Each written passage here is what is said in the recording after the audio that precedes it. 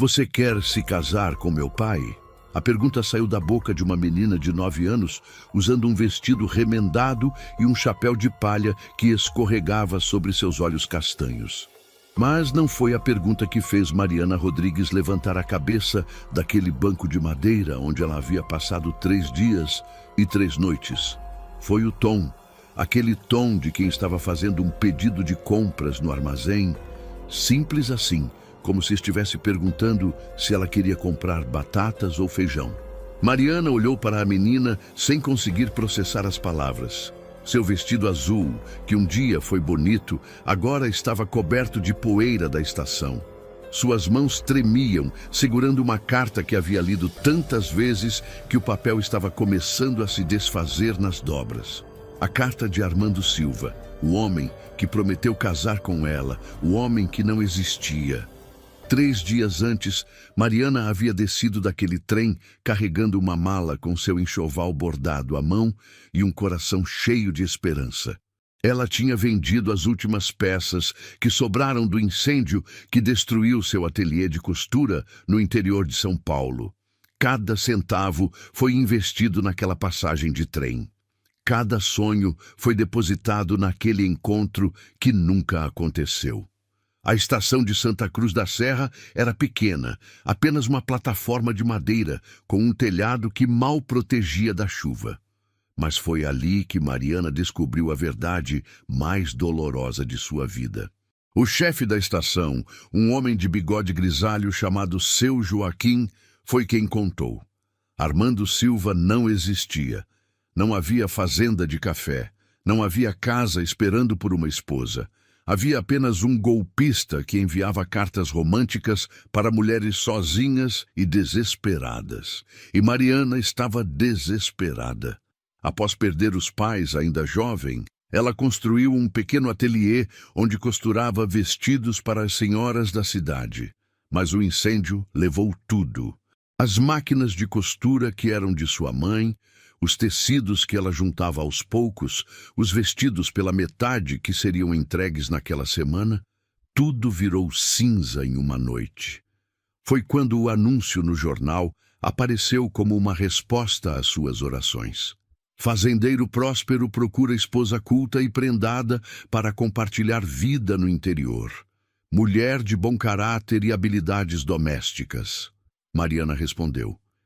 E Armando Silva respondeu de volta. 3 meses de cartas, 3 meses de promessas, 3 meses de mentiras perfeitamente escritas. Agora ela estava ali, sentada naquele banco, sem dinheiro para voltar, sem lugar para ir, sendo observada com pena pelos moradores que passavam. Alguns traziam pão, outros traziam água. Todos traziam aquele olhar que dizia sem palavras, coitada, mais uma que caiu no golpe. Mariana mal tinha dormido em 3 dias. À noite ela se enrolava em seu chale e tentava ignorar o frio e o medo. Durante o dia, ela observava os trens chegando e partindo, cada um levando embora pessoas que tinham para onde ir. Ela não tinha para onde ir. Não tinha ninguém esperando por ela. Não tinha nada além daquela mala e aquela carta mentirosa. E então apareceu aquela menina, pequena, magra, com aquele chapéu ridiculamente grande e aqueles olhos que pareciam enxergar muito mais do que uma criança de 9 anos deveria enxergar. Você está aqui há 3 dias, disse a menina, não como pergunta, mas como fato. Meu pai disse que você está esperando por alguém que não vai chegar. Eu ouvi a história toda na venda do seu Manel. Todo mundo está falando sobre a moça que foi enganada pelo homem da carta. Mariana sentiu as lágrimas queimando, mas se recusou a deixá-las cair. Ela já havia chorado demais, já havia se sentido humilhada demais. Eu sou Beatriz, continuou a menina, sentando-se no banco ao lado de Mariana, sem pedir licença. Beatriz Ferreira. Meu pai é o Valentim. Ele tem uma pensão na saída da cidade e ele precisa de uma esposa. Mariana finalmente encontrou sua voz. Menina, eu não sei que tipo de brincadeira é essa, mas... Não é brincadeira. Beatriz a interrompeu, sua voz séria demais para uma criança. Minha mãe morreu faz 1 ano e meio. Meu pai não sabe cozinhar direito. Ele queima tudo. Os hóspedes estão indo embora porque a comida é ruim e a casa está sempre bagunçada. Ele fica triste o tempo todo e esquece de pentear meu cabelo antes da escola. Eu preciso de uma mãe, ele precisa de uma esposa e você precisa de um lugar para ficar. A lógica infantil era devastadora em sua simplicidade. Mariana não soube se deveria rir ou chorar. Criança, não é assim que as coisas funcionam. As pessoas não se casam só porque precisam de ajuda. Por que não? Beatriz inclinou a cabeça. Você não veio até aqui para casar com um homem que você nunca tinha visto? Qual a diferença? A diferença, Mariana queria dizer, era que ela havia sido enganada, que havia acreditado em promessas que eram mentiras. Mas olhando para aquela menina de olhos esperançosos e chapéu torto, ela não conseguiu encontrar as palavras. Se você está chegando aqui no canal agora, venha fazer parte dessa nossa família. Se inscreva para não perder histórias que mexem com o coração como essa que você está ouvindo. E deixe nos comentários de onde você está nos assistindo. Nós adoramos saber até onde essas histórias chegam. Sua presença aqui faz toda a diferença. Pelo menos venha jantar, Beatriz insistiu, pegando a mala de Mariana com uma força surpreendente para seu tamanho. Meu pai fez ensopado. Ou tentou fazer.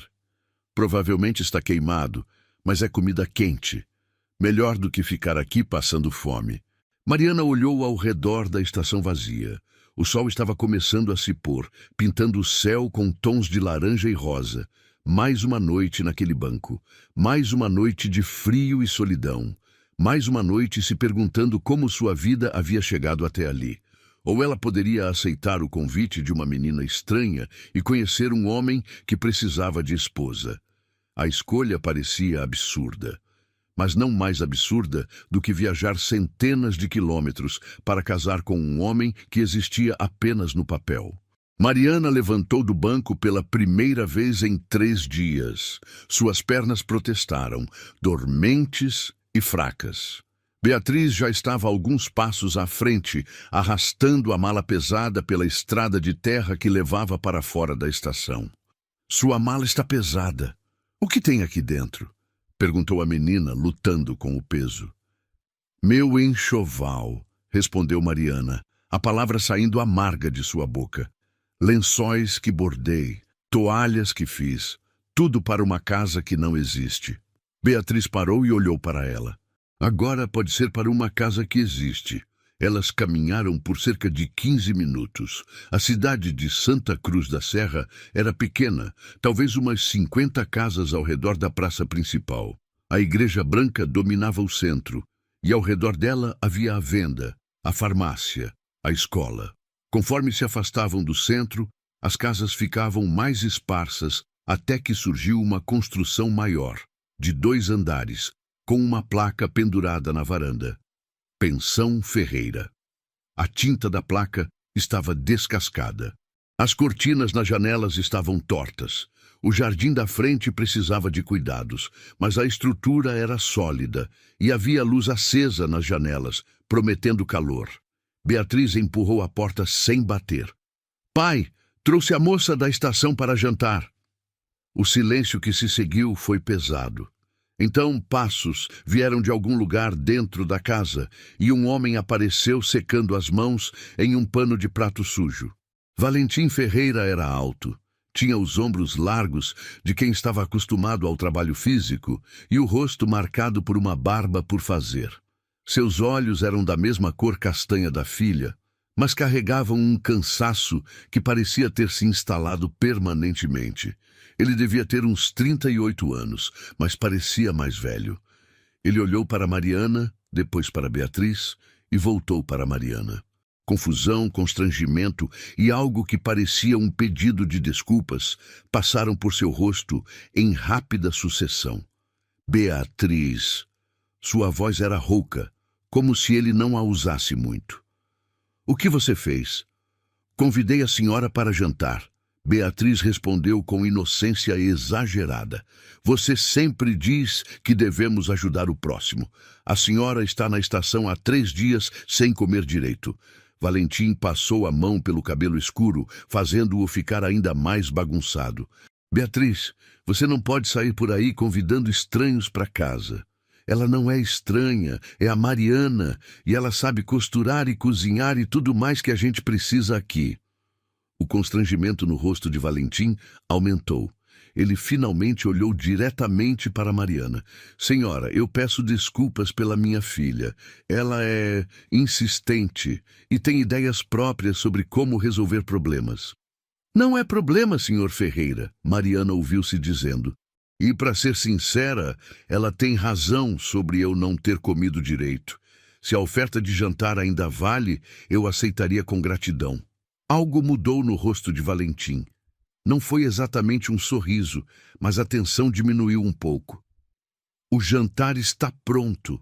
Ou o que eu chamo de pronto. Acho que está comestível. A cozinha era grande, claramente projetada para preparar comida para muitos hóspedes. Mas estava em desordem. Panelas empilhadas na pia. Panos de prato que precisavam ser lavados. Uma mesa grande no centro, onde Beatriz já estava colocando pratos. Valentim serviu o ensopado em tigelas fundas. Quando Mariana provou, precisou fazer um esforço para não fazer cara feia. Estava salgado demais e tinha um gosto de queimado. Mas estava quente e ela estava com tanta fome que teria comido qualquer coisa. Está ruim, não está? Valentim disse, não como pergunta. Eu sei que está. Tudo que eu faço fica ruim. Não está tão ruim assim, Mariana mentiu educadamente. Está sim, Beatriz interrompeu com a honestidade brutal das crianças. Está horrível, pai. Por isso, os hóspedes estão indo embora. Valentim baixou o garfo. Beatriz, é verdade. Senhor Alberto foi embora semana passada porque disse que a comida estava dando dor de barriga nele. E Dona Carmen reclamou que as toalhas não estão limpas direito. O silêncio que caiu sobre a mesa era carregado de vergonha e verdade. Mariana olhou ao redor da cozinha novamente, desta vez com olhos mais críticos. Não era só desorganização, era o caos de alguém que estava fazendo o possível, mas não conseguia dar conta. Quantos hóspedes você tem agora? Ela perguntou suavemente. 3, Valentim respondeu, sua voz baixa. Tinha 8 quando minha esposa estava viva. Ela cuidava de tudo. A comida, a limpeza, as contas. Eu só fazia os concertos, cuidava da carpintaria. Depois que ela se foi, eu tentei fazer as 2 coisas, mas... Ele não terminou a frase. Não precisava. A cozinha bagunçada e o ensopado queimado contavam o resto da história. Mariana tomou uma decisão que provavelmente era loucura, mas não mais louca do que tudo que já havia acontecido com ela nos últimos dias. E se eu ficar por alguns dias, temporariamente, ela acrescentou rapidamente, eu poderia ajudar com a cozinha e a limpeza, em troca de teto e comida. Valentim levantou os olhos para ela, surpresa clara em seu rosto. Senhora, eu não posso pedir isso. Você não está pedindo. Eu estou oferecendo. Preciso de um lugar para ficar enquanto decido o que vou fazer da minha vida. Você precisa de ajuda com a pensão. Parece justo. Eu disse que ela era esperta. Beatriz praticamente pulou da cadeira de empolgação. Beatriz, vai lavar seu rosto e escovar os dentes, Valentim ordenou, mas havia menos severidade em sua voz agora. Depois que a menina saiu correndo, ele voltou sua atenção para Mariana. A senhora foi enganada por aquele homem das cartas, não foi? Mariana assentiu, sem confiar em sua voz. E não tem para onde ir? Não. Valentim ficou em silêncio por um longo momento. Tem um quarto vago no 2º andar. Pequeno, mas limpo. Era onde minha sogra ficava quando vinha visitar. Se a senhora quiser ficar alguns dias até resolver sua situação, seria bem-vindo à ajuda. E assim, numa cozinha bagunçada, comendo ensopado queimado, Mariana Rodrigues encontrou seu primeiro vislumbre de esperança em 3 dias. Os primeiros raios de sol entravam pela janela do pequeno quarto quando Mariana acordou. Por um momento, ela não sabia onde estava. Então a memória voltou. A pensão, Beatriz, Valentim, a oferta de ajuda em troca de teto. Ela se levantou e olhou pela janela. Lá embaixo, podia ver Valentim carregando tábuas de madeira, provavelmente para algum concerto. Beatriz estava no quintal alimentando as galinhas, seu chapéu torto como sempre. Mariana desceu e encontrou a cozinha exatamente como havia deixado na noite anterior, bagunçada. Ela arregaçou as mangas e começou a trabalhar. Primeiro lavou toda a louça acumulada. Depois, organizou os armários, colocando cada coisa em seu lugar. Encontrou farinha, ovos, um pouco de leite azedo que ainda servia. Quando Valentim e Beatriz entraram para o café da manhã, encontraram a mesa posta com toalha limpa, pães quentinhos recém-saídos do forno, geleia de goiaba que Mariana havia encontrado no armário e café fresco. Beatriz arregalou os olhos. "Pai, tem comida de verdade." Valentim parou na porta, claramente sem saber o que dizer. Finalmente murmurou: "A senhora não precisava." "Precisava sim. Foi nosso acordo." Mariana serviu o café. "Teto e comida em troca de ajuda. Então estou ajudando." Eles se sentaram e comeram em silêncio. Mas era um silêncio diferente do jantar da noite anterior. Era confortável. Beatriz comeu 3 pães e ainda pediu mais. Valentim comeu devagar, como se estivesse saboreando cada pedaço, lembrando de algo que havia perdido. "Faz tempo que não como um pão assim," ele disse finalmente. "Minha esposa costumava fazer. Ela dizia que o segredo era não sovar demais a massa." "Minha mãe me ensinou a mesma coisa," Mariana respondeu suavemente. Após o café, Valentim foi trabalhar em seus concertos, enquanto Beatriz foi para a escola. Mariana ficou sozinha na pensão e começou a explorar. Havia 3 hóspedes, como Valentim dissera. Ela os conheceu rapidamente. Seu Bernardo, um caixeiro viajante que ficava alguns dias por mês. Dona Vitória, uma viúva que morava ali permanentemente. E Senhor Eugênio, um professor aposentado. Todos comentaram sobre o café da manhã. "Finalmente uma comida que não ameaça minha vida," brincou seu Bernardo, mas havia verdade sob a piada. Mariana passou o dia limpando, cada quarto, cada canto, cada janela. Lavou cortinas que provavelmente não viam sabão há meses. Arejou colchões, trocou lençóis, varreu, passou pano, organizou. Quando Valentim voltou no fim da tarde, a casa estava transformada. Ele parou na porta de entrada e apenas olhou. As janelas brilhavam. As cortinas estavam alinhadas. O cheiro de limpeza e comida caseira preenchia o ar. "Eu não esperava," ele começou. "Eu sei, mas estava aqui, então fiz o que precisava ser feito." Mariana limpou as mãos no avental que havia encontrado. E descobri algo olhando suas contas. O rosto de Valentim fechou. As contas estavam na mesa do escritório. "Desculpe se fui intrometida, mas percebi que tem várias contas atrasadas e uma dívida com o banco." Valentim sentou pesadamente em uma cadeira. 800 mil réis. Peguei emprestado para pagar o tratamento da Elisa. Os médicos disseram que ela podia melhorar se fizéssemos o tratamento caro. Então peguei o dinheiro, mas ela não melhorou.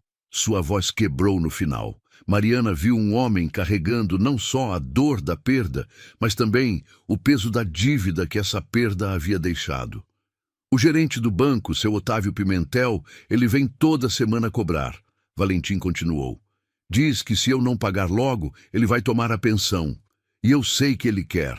Já disse várias vezes que esse terreno vale muito, que aqui seria perfeito para uma loja grande." Mariana olhou ao redor da cozinha recém-limpa, pensando: e se fizermos a pensão crescer? Se voltarmos a ter 8 hóspedes, o dinheiro seria suficiente para pagar? Não rápido o suficiente. Otávio quer o pagamento em 3 meses. Disse que não vai esperar mais. Então precisamos de algo além dos hóspedes. Mariana abriu o armário, olhando para os potes e panelas. Sabe fazer doces? Vender na praça? Elisa fazia. Vendia bró de fubá, cocada, pé de moleque. As pessoas adoravam. Mas eu não sei fazer essas coisas. Mas eu sei. A ideia estava tomando forma na cabeça de Mariana. Minha mãe vendia doces quando o dinheiro estava curto. Ela me ensinou todas as receitas. Se eu fizer os doces e vender na praça, podemos ganhar dinheiro extra. Valentim olhou para ela como se estivesse vendo um anjo. A senhora faria isso? Eu faria. Mas precisaria de açúcar, de formas, de alguns ingredientes. Eu posso pedir fiado na venda. O seu Manel me conhece há anos. Ele confiaria que vou pagar. Pela primeira vez desde que chegara naquela casa, Mariana viu algo parecido com esperança no rosto de Valentim. Naquela noite, depois do jantar, um ensopado de verdade desta vez, bem temperado e saboroso, Mariana começou a fazer contas. Se ela fizesse 50 doces por dia e vendesse a R$ 200 cada um, seriam R$ 10.000 por dia. R$ 300.000 por mês, se vendesse todos os dias. Em 3 meses, com o dinheiro dos hóspedes e mais economia, talvez conseguissem metade da dívida. Não era suficiente, mas era um começo. Beatriz entrou na cozinha de camisola, arrastando uma boneca de pano velha. Você vai ficar, não vai? Não é mais só por alguns dias? Mariana olhou para a menina. Para aqueles olhos esperançosos que já haviam visto perda demais para sua idade. Vou ficar, ela ouviu-se dizendo. Pelo menos até ajudarmos seu pai com a dívida. Beatriz sorriu, e foi como se o sol tivesse nascido dentro daquela cozinha. 2 semanas se passaram como um sopro.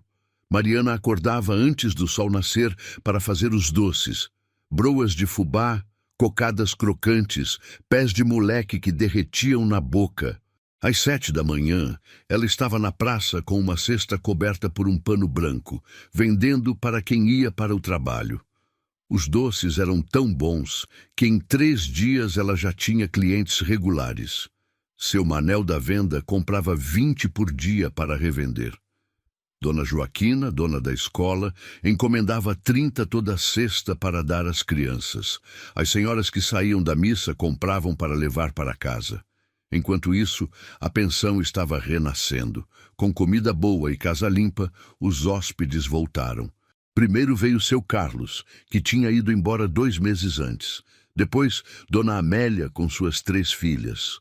Logo, a pensão estava com 6 quartos ocupados dos 8 disponíveis. Valentim trabalhava na carpintaria durante o dia e ajudava com consertos à noite. Ele falava pouco, mas Mariana notou que ele começou a sorrir mais. Pequenos sorrisos, quase tímidos, mas eram sorrisos. Beatriz estava radiante.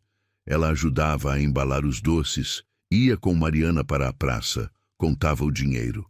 Já temos R$ 120.000 guardados, ela anunciou uma noite pulando de alegria, mas ainda faltavam R$ 680.000. E seu Otávio vinha toda semana, seu rosto gordinho suando enquanto ele contava o prazo. Faltam 10 semanas, Valentim. Depois disso, a pensão é minha. Foi numa manhã de neblina que o carteiro trouxe uma carta para Mariana. O envelope era grosso, papel caro, com o timbre de um escritório de advocacia. Mariana abriu com mãos trêmulas. Leu uma vez. Depois outra. Depois sentou, porque suas pernas não a sustentavam mais. O que foi? Valentim perguntou, preocupação imediata em sua voz. É da minha tia Josefina. Quer dizer, era. Ela morreu. Mariana olhou para a carta como se não acreditasse no que estava lendo. Ela era irmã do meu pai. Brigaram antes de eu nascer por causa de uma herança da família. Nunca se falaram depois disso. Eu a conheci uma vez só, quando tinha 6 anos. Sinto muito, Valentim disse gentilmente. Ela deixou dinheiro para mim, R$ 500.000. O silêncio que caiu na cozinha era tão pesado que podia ser tocado. 500.000 réis, Valentim repetiu como se precisasse dizer em voz alta para acreditar. Mariana olhou para ele, para aquele homem que havia lhe dado abrigo quando ela não tinha nada, para aquela casa que estava começando a parecer um lar, para Beatriz, que estava na porta da cozinha com os olhos arregalados. Dá para pagar mais da metade da dívida, ela disse. Não. Valentim levantou, sacudindo a cabeça vigorosamente. Esse dinheiro é seu. É sua chance de recomeçar, de voltar para casa, abrir outro ateliê, ter uma vida de verdade. E se eu não quiser voltar? As palavras saíram antes que Mariana pudesse pensar. E se eu quiser ficar aqui? Valentim ficou muito quieto. Por que você ia querer ficar? Você podia ter qualquer coisa com esse dinheiro. Eu podia. Ou eu podia investir em algo que está dando certo. Mariana levantou, segurando a carta com firmeza. Quero ser sócia da pensão. Uso esse dinheiro para pagar a dívida e, em troca, metade da pensão passa a ser minha também. Mariana, é justo, é um bom investimento. A pensão está crescendo. Com a dívida paga, podemos crescer ainda mais. Reformar os quartos do terceiro andar que estão fechados. Atrair mais hóspedes. Valentim olhou para ela por um longo momento. Havia algo em seus olhos que Mariana não conseguia decifrar completamente. Gratidão, sim, mas também algo mais profundo. Algo que fazia seu coração bater mais rápido. Você tem certeza? Ele perguntou. Tenho. Então está aceito, mas tem que ser oficial. Vamos fazer um documento no cartório. Você vai ser sócia mesmo, com o nome no papel e tudo. Se essa história está te envolvendo até aqui, considere apoiar o canal clicando em Valeu Demais. O botão Valeu Demais é uma forma de você ajudar financeiramente nosso trabalho. Com esse apoio, conseguimos continuar trazendo histórias que tocam o coração, como essa que você está ouvindo. No dia seguinte, eles foram ao cartório. Seu Anselmo, o tabelião, preparou os documentos. Sociedade entre Valentim Ferreira e Mariana Rodrigues, em partes iguais da pensão Ferreira. Ele leu em voz alta antes de ambos assinarem. No banco, seu Otávio ficou visivelmente desapontado quando Valentim colocou os 500.000 réis sobre a mesa. Ainda falta 300.000, Otávio resmungou. E vão ser pagos, com o movimento que a pensão está tendo agora, em 2 meses no máximo. Otávio olhou para Mariana com algo que parecia suspeita. E quem é a senhora? Mariana Rodrigues, sócia da pensão. Sócia. Otávio repetiu a palavra com desprezo. Que conveniente. A moça que foi enganada na estação agora é sócia de uma pensão. As pessoas vão falar, sabiam? Que falem, Valentim disse, sua voz mais firme do que Mariana já havia ouvido. Temos documentos, temos testemunhas e temos caráter, algo que o senhor claramente não entende. Eles saíram do banco com Otávio, ainda resmungando ameaças veladas. Na pensão, Beatriz os esperava ansiosa. Quando soube que metade da dívida estava paga, ela abraçou Mariana com tanta força que quase a derrubou. Agora você não pode ir embora nunca, a menina disse. Você é dona da casa também. Aquela noite, depois que Beatriz foi dormir, Mariana e Valentim sentaram na varanda. Era uma noite quente, cheia de estrelas. Obrigado, Valentim disse baixinho, por acreditar nesse lugar, por acreditar em nós. Obrigado por me dar uma chance quando eu não tinha nada. Eles ficaram em silêncio por um tempo, apenas ouvindo os grilos cantarem. Elisa adoraria você, Valentim disse de repente. Ela sempre quis uma amiga, alguém com quem pudesse dividir o trabalho e as risadas. Acho que vocês duas teriam se dado bem. Era a primeira vez que ele falava de sua esposa sem aquela dor cortante na voz. E Mariana percebeu que estava chorando, mas eram lágrimas boas. Ela havia perdido tudo e, de alguma forma, naquele lugar, com aquelas pessoas, estava encontrando algo melhor do que tudo que havia perdido. A pensão prosperou como um jardim depois da chuva. Em 6 semanas, todos os 8 quartos estavam ocupados. Mariana contratou Dona Rosa, uma viúva da cidade, para ajudar com a limpeza. Valentim reformou os quartos do 3º andar e conseguiu mais 3 hóspedes permanentes. O dinheiro entrava mais rápido agora. Eles pagaram mais 200 mil réis da dívida. Faltavam apenas 100 mil réis, e Mariana já tinha esse valor guardado na lata de mantimentos que servia como cofre. Foi numa tarde de domingo, depois da missa, que Mariana viu um rosto que fez seu sangue gelar.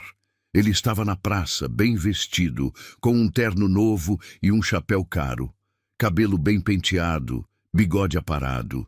Estava conversando com uma moça jovem, não mais que 20 anos, que segurava uma mala pequena e tinha aquele olhar de quem estava esperando um futuro melhor. Armando Silva, ou Alberto Cunha, ou qualquer que fosse seu nome verdadeiro.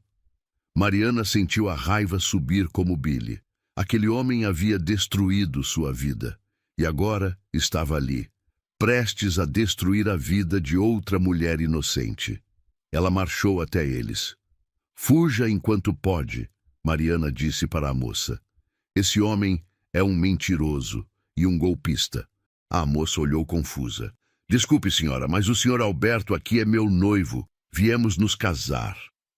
"Ele não é Alberto. Não tem fazenda. Não tem nada do que prometeu em suas cartas. Eu sei porque ele fez a mesma coisa comigo há 2 meses."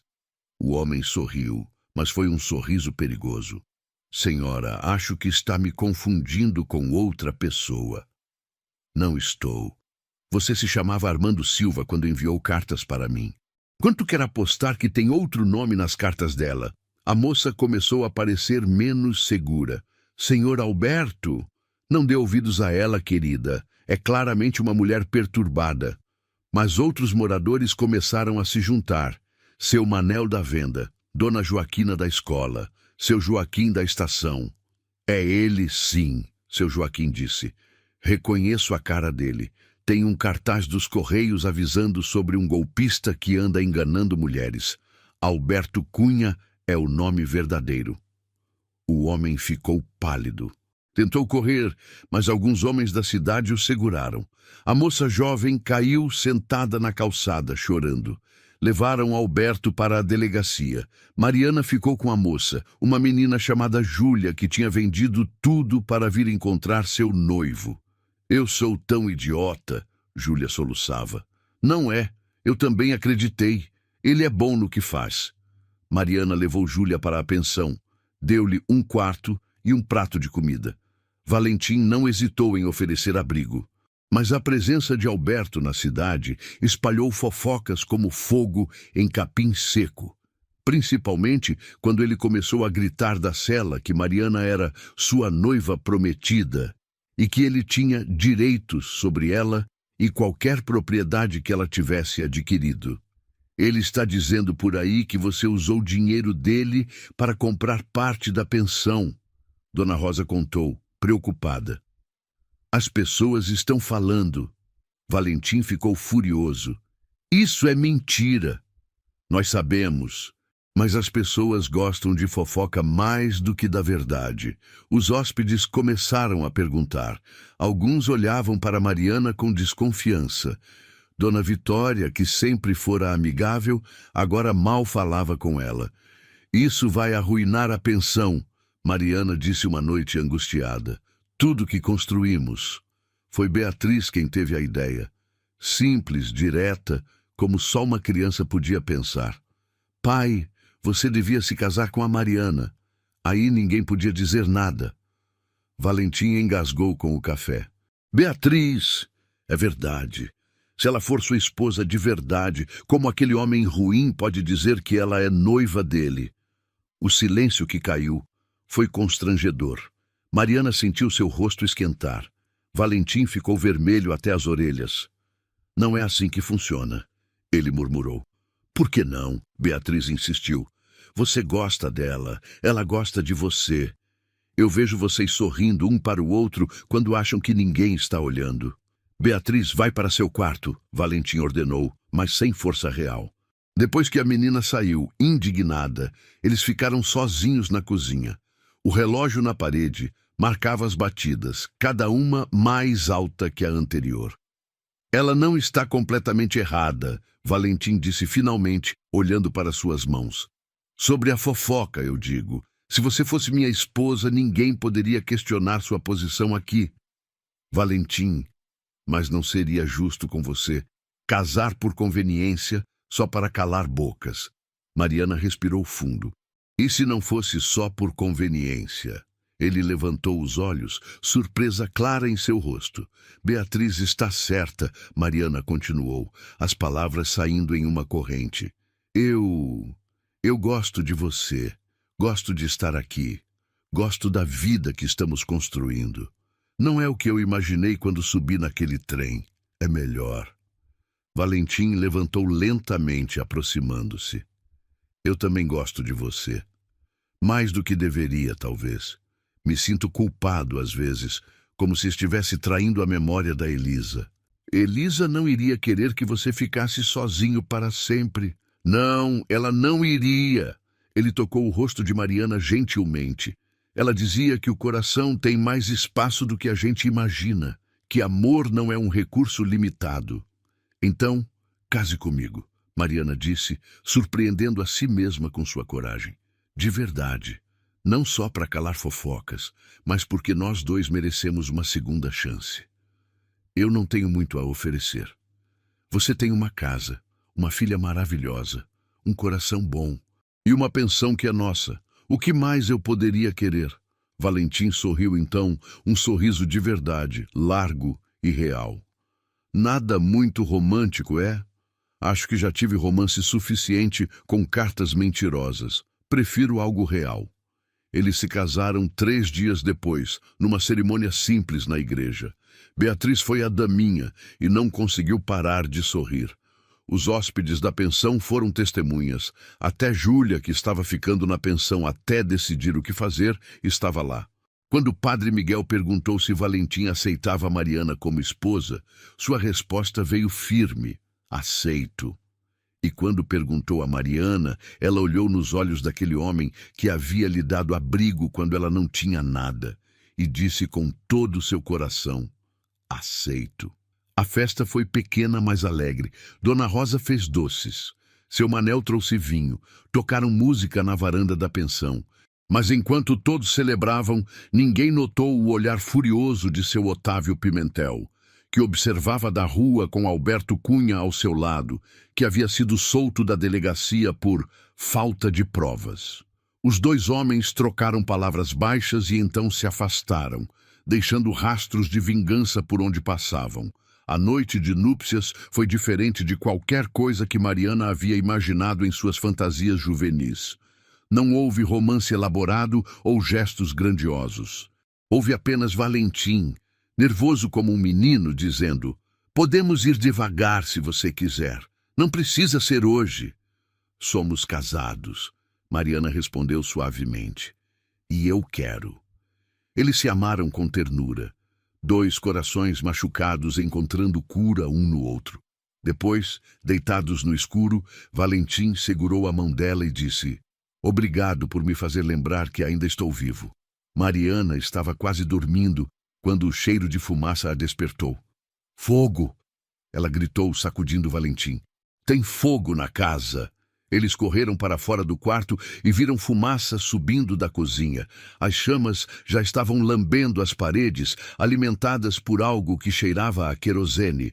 Beatriz! Valentim gritou, correndo para o quarto da filha. Os hóspedes! Mariana gritou de volta, batendo de porta em porta. Fogo! Saiam da casa! O caos se instalou.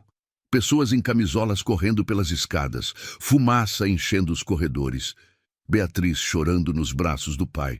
Valentim gritando ordens, organizando as pessoas para formarem uma corrente com baldes de água. Mariana e Dona Rosa correram para a cozinha com panos molhados sobre o nariz e a boca. As chamas estavam se espalhando rápido, mas o fogo ainda não havia tomado toda a estrutura. Ali! Mariana apontou para um balde. Jogue água na base.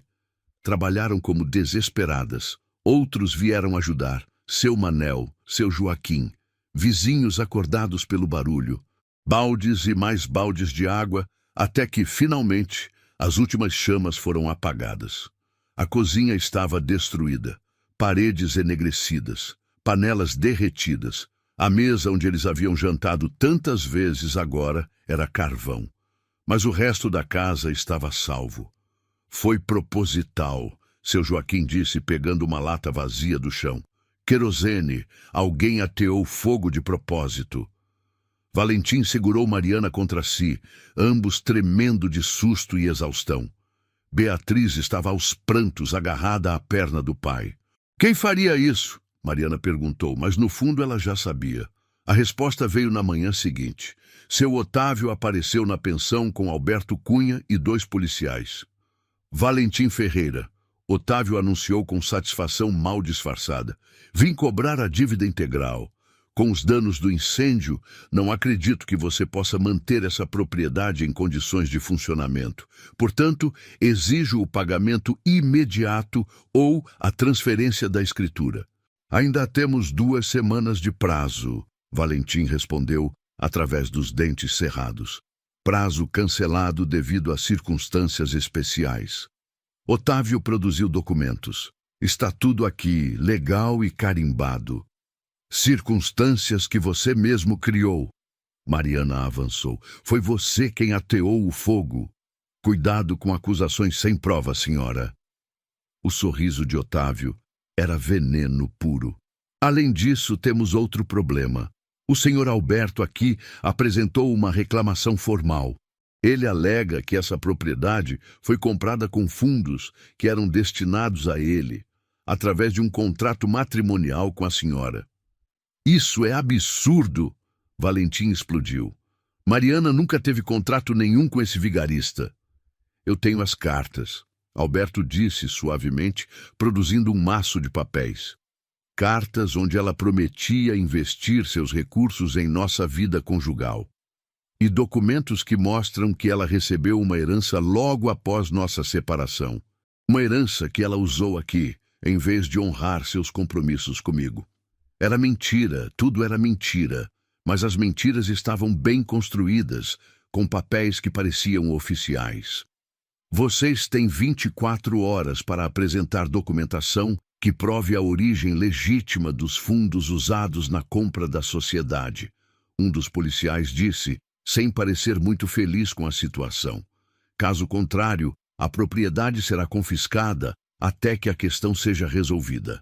Depois que eles foram embora, Mariana caiu em uma cadeira, sentindo todo o peso do desastre.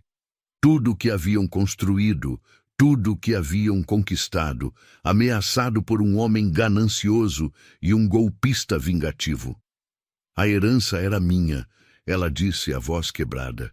Tenho os documentos do advogado, mas como provar que não tinha nenhuma relação com Alberto? Beatriz entrou correndo da rua onde havia sido mandada brincar.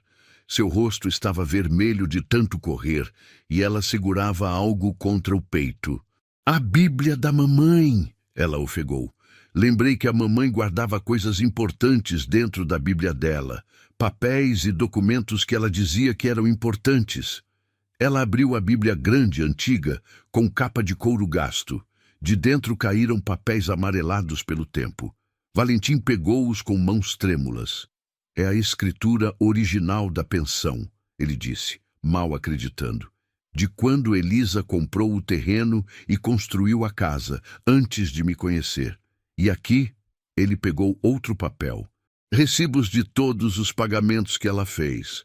Prova de que a pensão foi comprada com o dinheiro da herança dela, muito antes de eu aparecer. E isso ajuda? Mariana perguntou. Ajuda porque prova a cadeia de propriedade. Elisa comprou. Depois que casamos, passou a ser nosso. Depois que ela morreu, passou a ser meu. E eu tenho o contrato de sociedade com você, registrado em cartório, provando que sua parte foi comprada com recursos limpos. Mas Otávio vai argumentar que a dívida tem prioridade sobre tudo. Valentim sorriu pela primeira vez desde o incêndio. Não se pagarmos tudo agora. Temos os 100 mil réis guardados. Eu tenho algumas ferramentas que posso vender por mais 20. E... Ele hesitou. E tem o relógio de ouro que era do meu pai. Vale uns 30.000 réis. Não podemos vender o relógio do seu pai. Podemos e vamos. Ele entenderia. Semanas depois, Mariana descobriu que estava esperando um bebê. A notícia veio através de Dona Aparecida, a parteira da cidade, que viera ajudar quando Mariana passou mal durante a manhã pela terceira vez seguida. Está grávida, minha filha. Uns 2 meses, eu diria. Mariana sentou devagar, as mãos indo automaticamente para a barriga. Um bebê. Ela e Valentim teriam um bebê. Beatriz seria a irmã mais velha. Mas a alegria foi interrompida quando perceberam que Otávio não havia desistido. Ele continuava aparecendo, sempre com alguma nova exigência, alguma nova ameaça, e agora tinha Alberto ao seu lado, os dois conspirando abertamente para tomar a pensão. A batalha legal começou numa manhã fria de junho. O juiz de direito da comarca, Dr. Carvalho, era um homem sério de uns 60 anos, conhecido por sua retidão, mas também por sua impaciência com casos mal fundamentados. Otávio Pimentel entrou no cartório como um pavão, trazendo Alberto Cunha e um advogado da capital. Eles apresentaram um documento alegando que a pensão havia sido comprada com fundos questionáveis e que Valentim não tinha direito legal sobre a propriedade. Vossa Excelência, o advogado começou com voz pomposa. Meu cliente, o estimado gerente Otávio Pimentel, tem uma dívida legítima contra o senhor Valentim Ferreira. Uma dívida que nunca foi paga integralmente. Foi paga, sim, Valentim protestou. Paguei tudo até o último centavo. Depois do prazo estipulado, Otávio retrucou. E com recursos de origem duvidosa, obtidos através desta mulher. Ele apontou para Mariana com desprezo. Uma mulher que estava comprometida matrimonialmente com o senhor Alberto Cunha, mas o abandonou para se infiltrar na propriedade do senhor Ferreira. O juiz olhou para Mariana. A senhora tem algo a dizer? Mariana levantou, sua barriga de 3 meses ainda discreta sob o vestido. Excelência, eu nunca tive nenhum compromisso com esse homem. Ele é um golpista que envia cartas mentirosas para mulheres sozinhas. Eu fui uma de suas vítimas, não sua noiva. Ela está mentindo. Alberto levantou-se dramaticamente. Tenho as cartas dela, prometendo amor eterno e compartilhamento de recursos. Cartas que eu nunca escrevi, Mariana disse firmemente. Ele tem as cartas que escreveu para mim, falsamente assinadas como Armando Silva. Mas não tem uma carta sequer escrita pela minha mão, prometendo coisa alguma. O advogado de Otávio sorriu. Conveniente que essas cartas tenham sido perdidas. Mas temos testemunhas que viram a senhora com meu cliente. Viram quando eu o denunciei na praça. Mariana sentiu a raiva ferver. Quando o chamei de golpista na frente de todos e salvei outra moça de cair no mesmo golpe. Foi quando Beatriz, que estava sentada no fundo da sala, levantou a mão como se estivesse na escola. Senhor juiz, posso falar? Dr. Carvalho pareceu surpreso, mas acenou. Pode, menina. Eu trouxe a Mariana para casa. Ela estava na estação há 3 dias, porque aquele homem ruim ali. Ela apontou para Alberto. Enganou ela. Meu pai deu abrigo porque é uma pessoa boa. E a Mariana ajudou a gente porque também é uma pessoa boa. Ela usou o dinheiro dela, da herança da tia dela, para pagar a dívida do banco. Tem os papéis da tia morta, quer ver? A simplicidade crua da verdade, dita por uma criança, teve mais peso do que qualquer argumento legal. O juiz olhou para os papéis que Beatriz ofereceu, o testamento de Josefina, a carta do advogado, os recibos de transferência. Estes documentos parecem estar em ordem, ele disse lentamente. Mas, excelência, o advogado insistiu, ainda há a questão da propriedade original. Como o senhor Ferreira pode provar que tinha direito legal sobre a pensão antes de contrair a sociedade com esta mulher?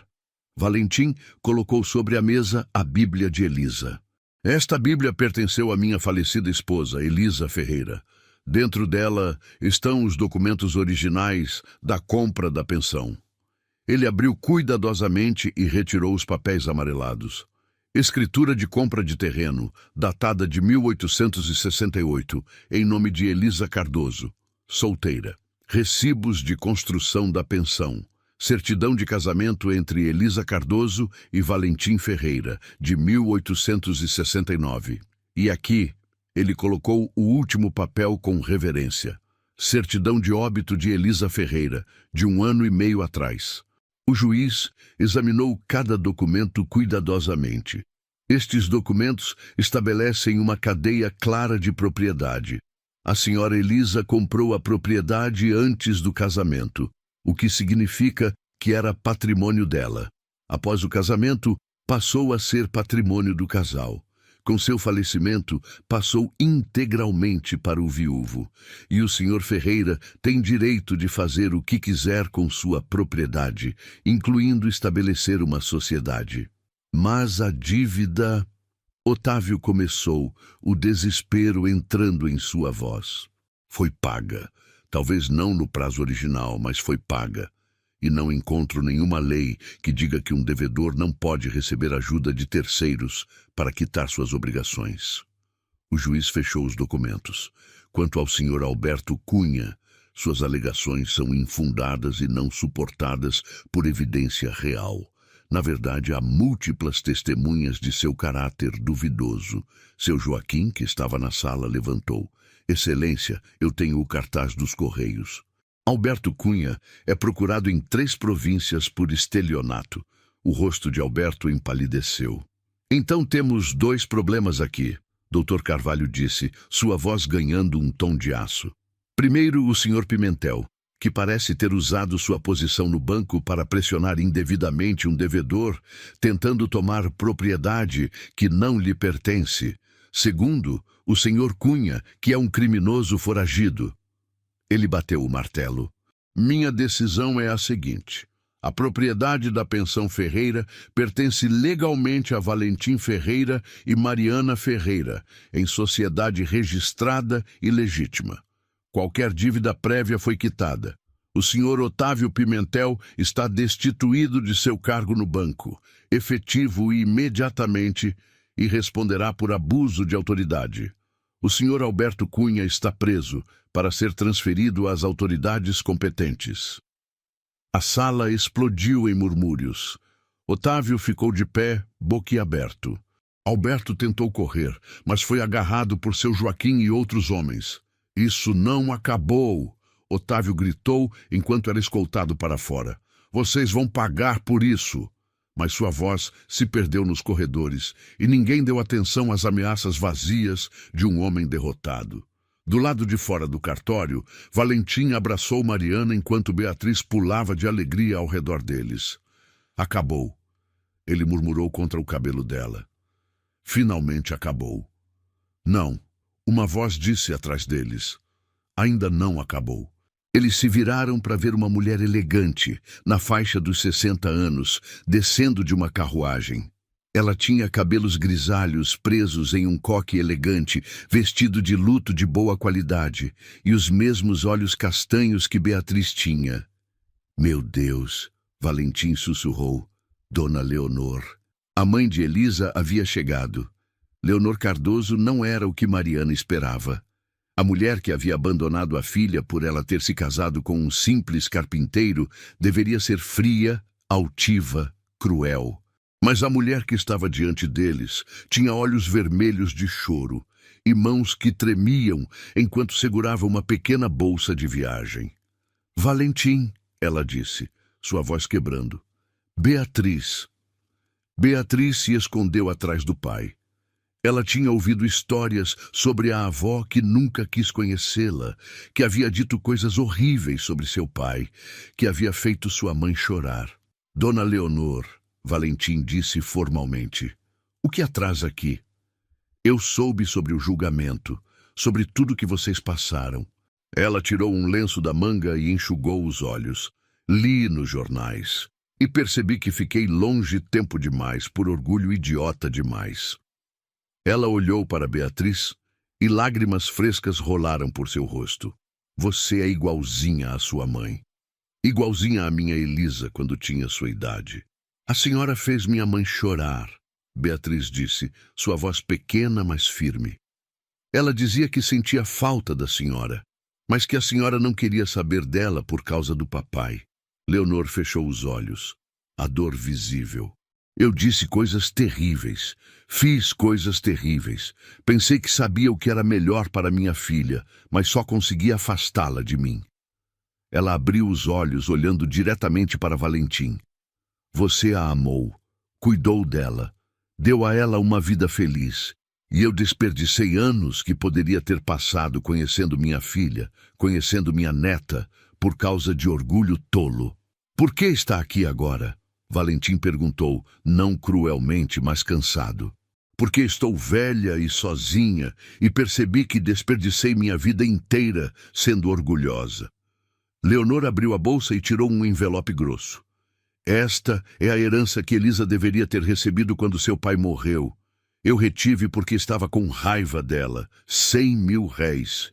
Não é muito, mas é o que resta depois que vivi deles todos esses anos. Ela estendeu o envelope para Valentim. Use para terminar de consertar a pensão, para dar uma vida melhor a Beatriz. É o mínimo que posso fazer. Não queremos seu dinheiro, Valentim disse. Eu sei, mas aceitem mesmo assim.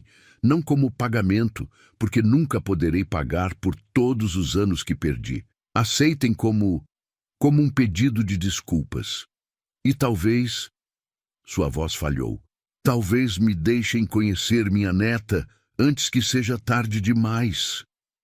Beatriz olhou para o pai, depois para Mariana, que havia ficado quieta o tempo todo. Mariana acenou com a cabeça gentilmente.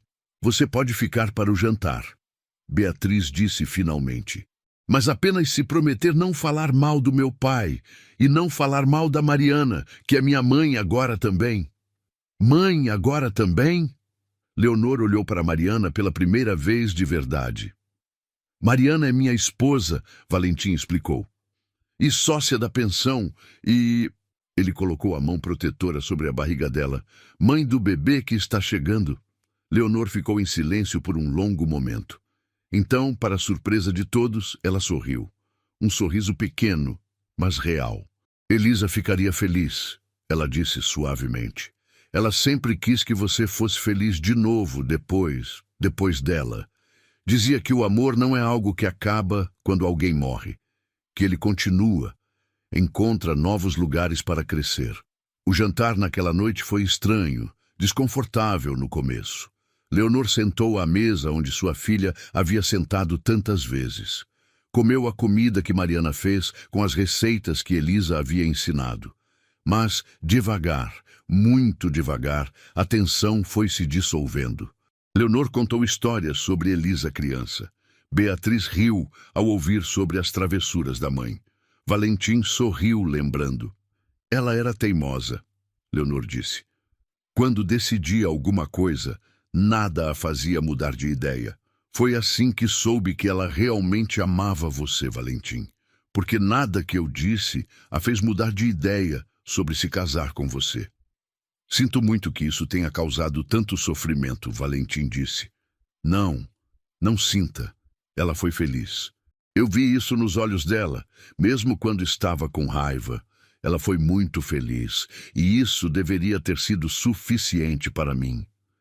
Leonor ficou, não como hóspede pagante, mas como família. Ela tomou para si a tarefa de ensinar Beatriz a bordar, a tocar piano no velho piano que estava na sala da pensão. Contava histórias sobre a família, sobre raízes que Beatriz nunca tinha conhecido que tinha. Com os 100.000 réis de Leonor e o dinheiro que já tinham guardado, eles reformaram completamente a cozinha.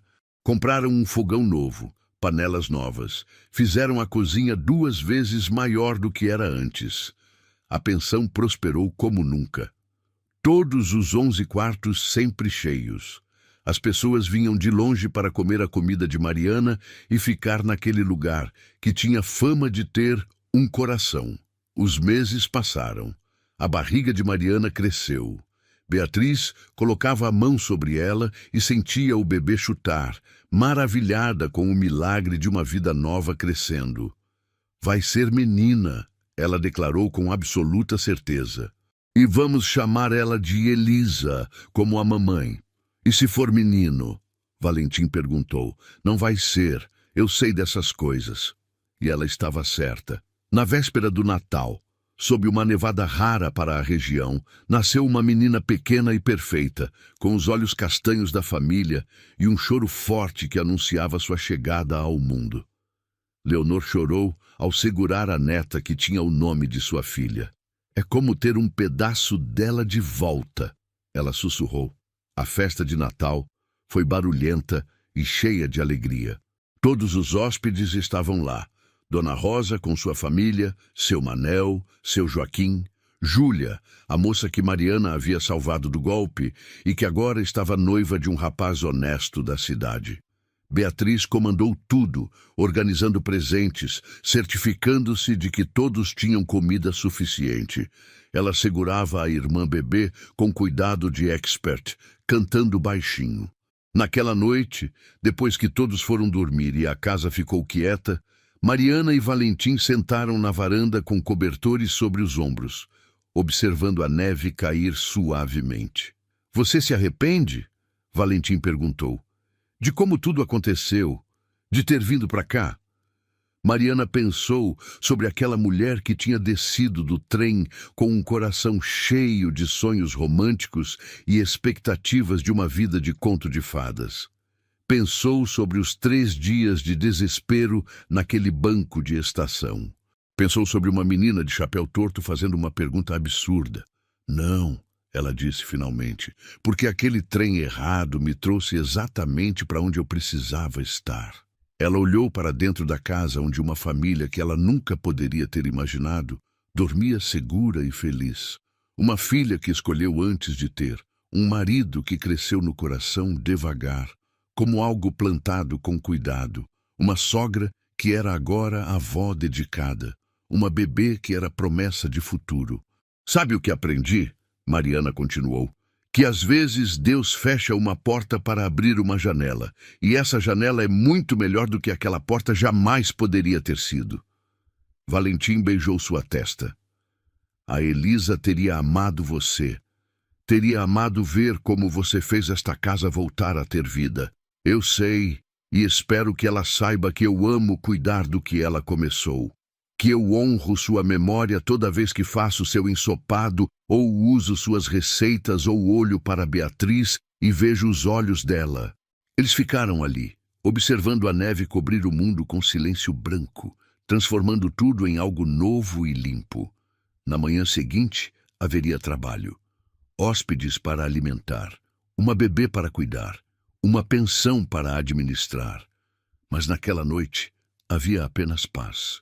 A paz de quem finalmente chegou em casa depois de uma longa jornada.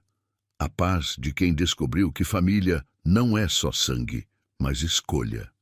A paz de quem aprendeu que segundas chances podem ser ainda melhores que primeiras oportunidades.